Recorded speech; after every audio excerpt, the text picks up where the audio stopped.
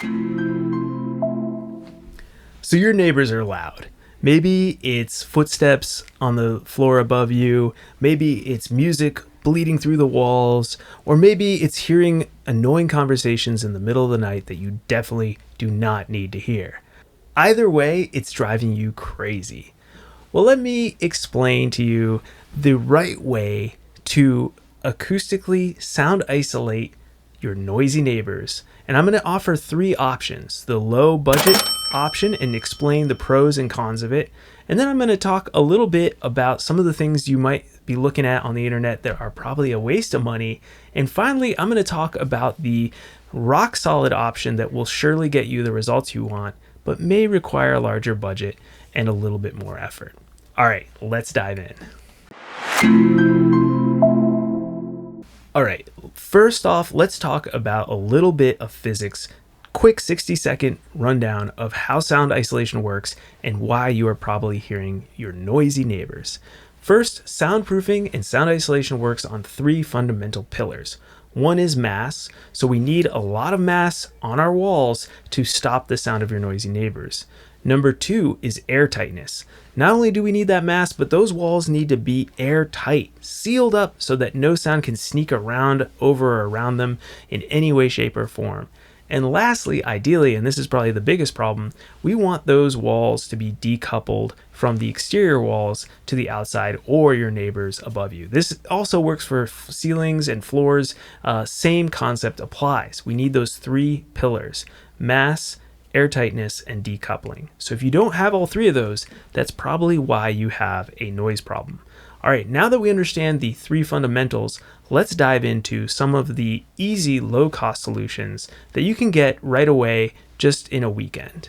Let's dive in. All right, the number one thing I tell people to do is go down to Home Depot and buy yourself a solid core door. This one is just a slab door. It weighs about 66 pounds. If you go down here, I always like to go down to the specifications section because I'm nerdy like that. And you can see it's a 66-pound door. Now, that's not a ton of weight for soundproof doors, but it certainly is better than what's known as a hollow core door, which is probably what you have in your house. So if you tap on your door and you hear it kind of reverberating and resonating, you have a hollow core door. Now, if you tap on it and it feels like a block of wood, you have a solid core door. So that's the first step. Now you can replace most doors with this slab, no problem. But the door alone is not going to help you. The next thing you need are going to be acoustic seals. So I recommend going to one of my favorite stores right now, the ISO store, to get your acoustic seals, and they offer some very affordable options. Let's start with what I call the perimeter seal, which goes around all 3 sides of the door: the left, the top, and the right side of your door. And these are really simple. You can see that they just will close around the door. Let's see if we can see a good example of it being installed on the doorstop here. And that'll help reduce the sound coming through. Remember, the principle number 2 we had was airtightness, and these seals are very, very important for the airtightness of your door. So I highly recommend getting at least one. You could even buy 2 sets of them if you have the budget, and that will help your door perform even better. Next, I recommend getting the automatic door bottom.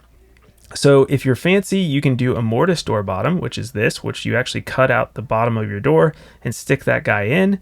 What this does, if you look at it right here, is, let me see if I can get a good picture of it here. You can see that there's the mortise side going in there. But essentially what this does is that you install this on your door on the bottom, or you could have a surface mounted one that screws in on the back of your door. And when the door closes, this pin is pushed and it drops a seal down to make the bottom of your door airtight. So I highly recommend doing this. It is $115, but it's well worth it for your sound isolation. Lastly, this $40 threshold is super important because this is the sort of the last resistance for your door. Even though you have that drop bottom, there's likely going to be a 1/16 of an inch or even a 1/4 of an inch between the door, the drop seal, and the side of your doors. And so that's where this threshold comes in, and I highly recommend purchasing this and putting it underneath your door as well, so the bottom of the door pushes right up against that threshold. You'll be glad you installed that as well. So if you do all of those things, I guarantee your door will be more sound isolated, and that's where a ton of sound comes through in a typical room. The next tip I will give you is to put in some window inserts. Now, these are not the cheapest thing in the world, but I highly recommend these guys. I've seen their window inserts in a studio here in Nashville, and it did a good job. I liked what I was seeing, and they look clean and they're nice. So they are, probably around $500 to $600 per standard window if you're looking at about 12 square feet. So keep that in mind. Each window, if you have a window in a room, you could be spending some money. But this will help you in terms of blocking some of that noise that's coming through your windows. Again, doors and windows are the two biggest offenders when it comes to noise from your neighbors. So if we can stop that, we're going to be doing a really good job. Now, that is it. Those are the only two things I would recommend doing. Anything else, in my opinion, is a waste of money, and let me explain why. Next, we have what are known as maybe like mid-tier items, where you might be like, I want to spend a little bit more money. And some of those things you might be looking at would be acoustic curtains. So I pulled these up, and these are pretty expensive. They don't even put the price of them on here. And I wanted to show you some of the lab results of these. So you can see here, actually, here's their lab test for this acoustic curtain. This is showing the STC rating of these curtains, which comes out to an STC rating of 17, which is very, very low. Not really doing much of anything in terms of sound transmission loss. You can also see down here the decibel transmission loss in decibels. 6, 8 decibels, 9 decibels. This is not going to be a ton across the frequency spectrum here. And you're really not going to get the results you want simply by hanging a curtain in front of your windows or even on your walls. And it's not worth the money, in my opinion. So that's important to realize. The test data here, they're plainly showing you this is not very good. We like to see STC ratings of 63, not 17, when it comes to our walls and ceilings and floors. All right, so I just wanted to go over that. I want to just zoom out here for a second and say, if you're thinking of just adding more drywall to your existing walls, don't do it. It may increase the mass, but it doesn't do the other thing, which is decoupling. That is an important part of sound isolation. I'll talk about this more later in this video. Another thing you might be looking at is, well, I'll just put some green glue on my walls and then stick another layer of drywall.